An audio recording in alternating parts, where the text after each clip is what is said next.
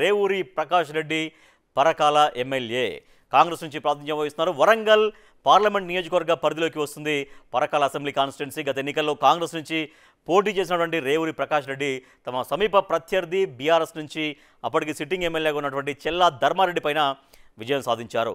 So నాటి ఎన్నికల్లో రేవూరికి వచ్చినటువంటి ఓట్ షేర్ ఎంత అంటే 38.47%. వచ్చినటువంటి మెజారిటీ ఎంత అంటే 7,941 ఓట్ల మెజారిటీ. మరి ఇప్పుడు పరకాల నియోజకవర్గంలో రేవూరి ప్రకాష్ రెడ్డికి జనాదరణ పెరిగిందా తగ్గిందా? ఆయన పనితీరు గురించి ఏమనుకుంటున్నారు? జనం ఎటువంటి ఒపీనియన్స్ చెప్పారు? బిగ్ టీవీ సర్వేలో ఏం తేలింది? అయితే అసెంబ్లీకి ఆయన ఎన్ని రోజులు హాజరయ్యారో చూద్దాం. ముందుగా అసెంబ్లీ 55 రోజులు సాగితే 46 రోజులు ఆయన హాజరయ్యారు. 9 రోజులు ఆయన అసెంబ్లీకి యాబ్సెంట్గా కనిపిస్తుంది.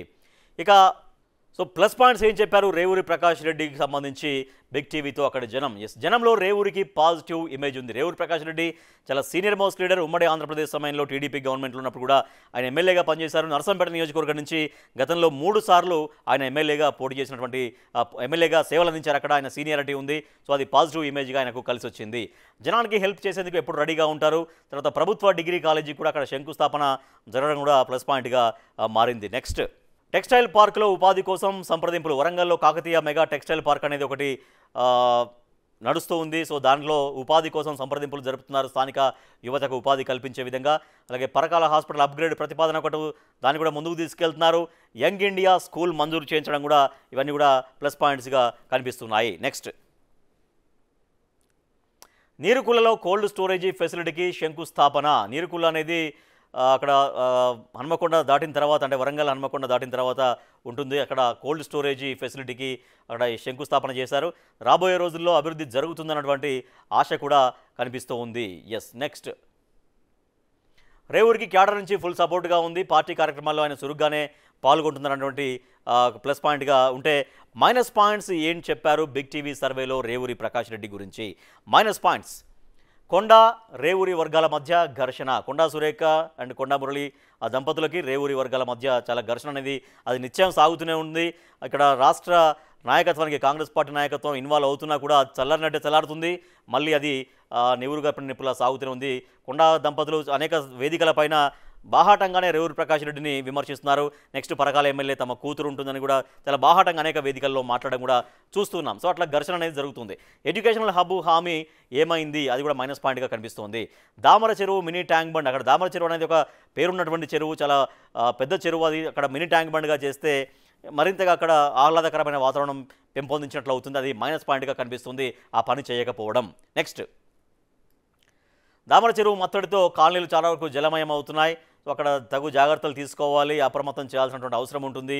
అది జరగట్లేదని స్లోగా 100 బెడ్స్ హాస్పిటల్ పనులు సాగుతున్నాయి. చాలా ఫాస్ట్గా సాగాల్సినటువంటి పనులు చాలా నిదానంగా సాగుతున్నాయి. మరి జనం ఏం కోరుకుంటున్నారు? ప్లస్ పాయింట్స్ చూసాం, మైనస్ పాయింట్స్ చూసాం. జనం ఏం కోరుకుంటున్నారో చూద్దాం. జనం కోరుకుంటుంది ఏంటి? మిషన్ భగీరథ నీటిని సప్లై చేయాలి.